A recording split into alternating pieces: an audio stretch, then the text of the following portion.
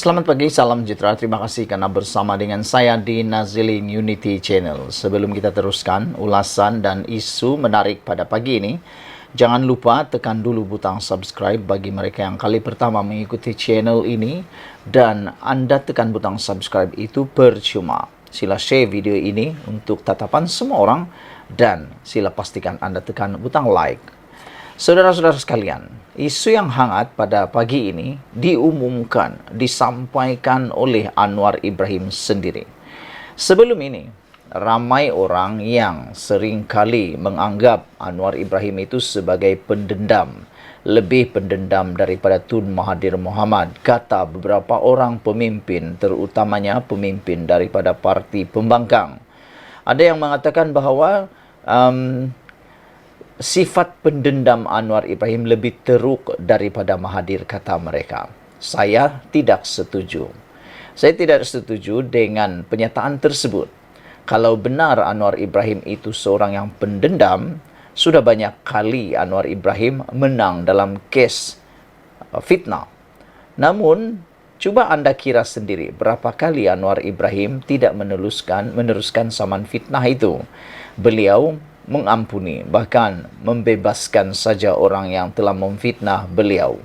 Kadangkala kita juga jadi bingung dengan sifat Anwar Ibrahim ini yang seakan-akan tidak pandai marah.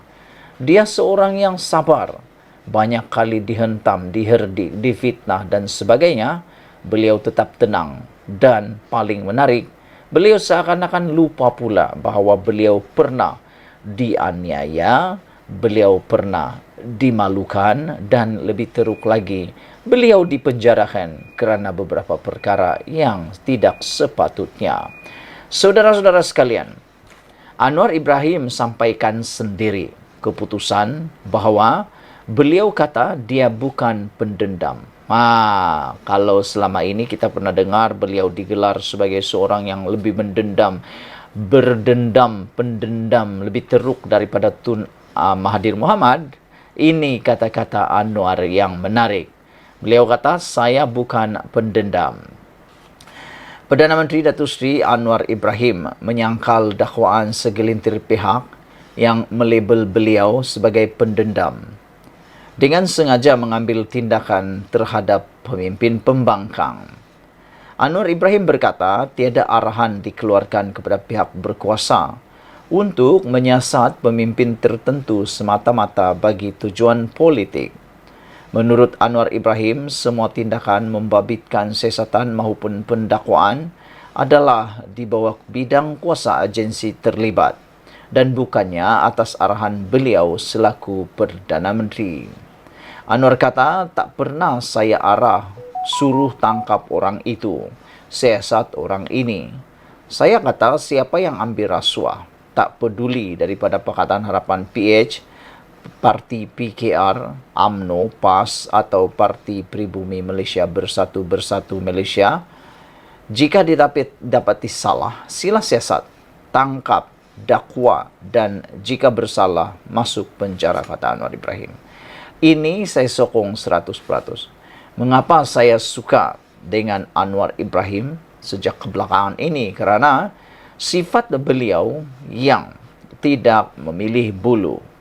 Kita dapat lihat sekarang ini, bukan saja daripada blok pembangkang yang sedang didakwa di mahkamah, tetapi juga siasatan turut dibuat kepada menteri yang ada di blok kerajaan, tanpa mengira siapa orang itu akan diambil tindakan.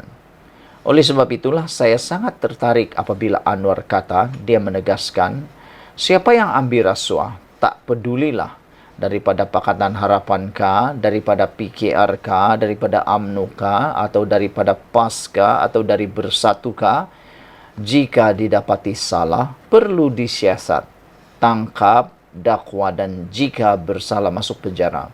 Ini satu asas dan dasar sebuah negara yang adil, penuh dengan hak asasi dan juga mempunyai undang-undang.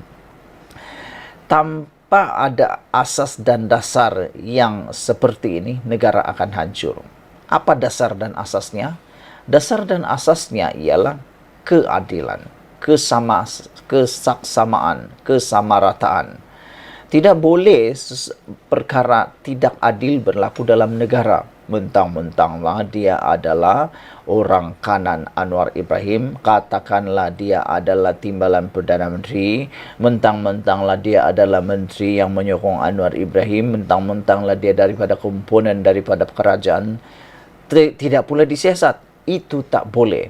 Yang harus berlaku ialah dimanapun mereka berada, parti manapun dia berada, di blok kerajaanKah, di blok pembangkangKah, kalau dia bersalah harus disiasat, dan kalau dia didapati bersalah harus dihukum.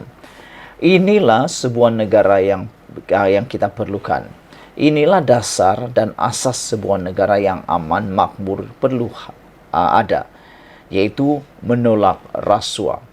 Karena apabila bercakap tentang rasuah, biasanya dia dikaitkan dengan ketidakadilan. Ada orang yang sepatutnya mendapatkan sesuatu projek itu layak, tetapi oleh kerana rasuah, maka sesuatu syarikat atau seorang yang tidak berkelayakan dapat pula projek itu kerana semata-mata telah memberikan rasuah. Suruhanjaya Pencegahan Rasuah Malaysia SPRM yang siasat. Ada bukti kita dakwa. Contohnya, kes Janawibawa, kes Tebatan Banjir. Tapi mereka kata, saya pendendam. Mereka cakap degar-degar pasar hadis dan Al-Quran. Tetapi, kata Anwar Ibrahim, pertahan orang yang ambil rasuah. Kemudian, kita yang ambil tindakan dipersalahkan. Kononnya aniaya rakyat dan menganaktirikan negeri pembangkang. Katanya ketika berucap dalam himpunan Madani Kedah di dataran Startgate di sini pada malam Jumaat. Saudara, saya sangat tertarik apabila Anwar kata, mereka cakap berdegar-degar pasar hadis dan Al-Quran tetapi mempertahankan pula orang yang ambil rasuah. Kemudian, yang ambil tindakan dipersalahkan. Kononnya aniaya rakyat dan menganaktirikan negeri pembangkang, kata Anwar Ibrahim.